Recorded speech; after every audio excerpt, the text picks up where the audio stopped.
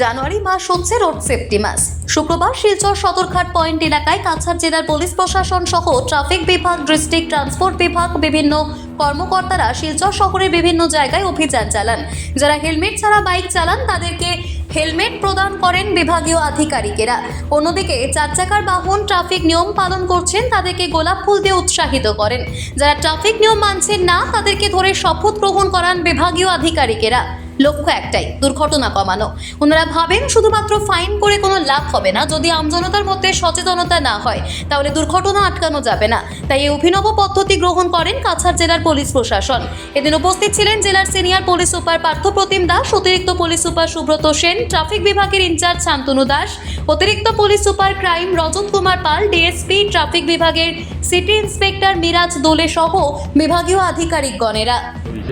এইটো কোনটো হয় আজি কি হৈছে জানুৱাৰী যোনটো 2026 এইটো নেশ্যনেল ৰোড ছেফটি মান্থ হয়। তো আমি আজি এটা স্পেচিয়েল নাকা চেকিং ইয়াতে লগাইছোঁ, য'ত যোনখিনি ট্ৰেফিক ভাইলেট কৰিছে, হেলমেট পিন্ধা নাই বা ছিট বেল্ট পিন্ধা নাই, তো আমি হেলমেট নিপিন্ধাখিনিক আমি এটা হেলমেট আমি গিফ্ট কৰিছোঁ আৰু প্লাছ তেওঁক এটা প্লেজ লোৱাইছোঁ যে নেক্সট টাইম ট্ৰেফিক নিয়ম মানি চলিব আৰু হেলমেট ইউজ কৰিব। আৰু তাৰ বাহিৰেও যোনে ট্ৰেফিক ৰুলছ ফ'ল' কৰিছে, ছিট বেল্ট লগাইছে বা হেলমেট লগাইছে, তেওঁলোকক আমি এবাৰ ৰ'জ দিছোঁ এজ এ জেষ্টাৰ যে তেওঁলোকে ট্ৰেফিক ৰুলছ ফ'ল' কৰাৰ কাৰণে। চিন্স এই মান্থটো ৰোড ছেফটি মান্থ হয় আৰু আমাৰ অনাৰেবল চিফ মিনিষ্টাৰৰ ডাইৰেকশ্যনো আছে যে ফেটেলিটি ৰিডিউচ কৰিব লাগে। এইটো মতে আমাৰ বিভিন্ন কাৰ্যসূচী আছে এই মাহটোত।